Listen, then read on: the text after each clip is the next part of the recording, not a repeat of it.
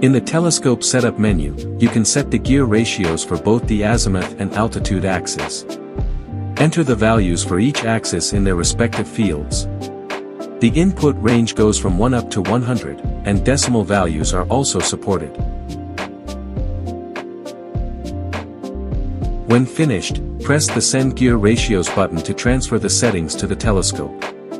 The gear ratios are stored directly on the telescope controller, so they remain saved even after restarting.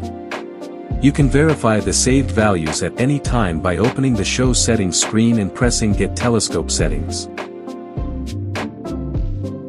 In the Direction Setup menu, you can invert the telescope's movement directions.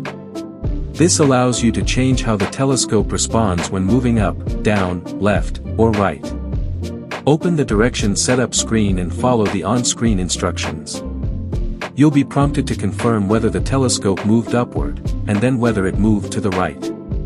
Based on your answers, the system will automatically adjust the control directions for correct movement. To ensure accurate readings from the analog joystick, it needs to be calibrated.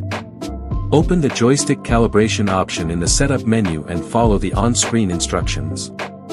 First, calibrate the idle position by keeping the joystick centered.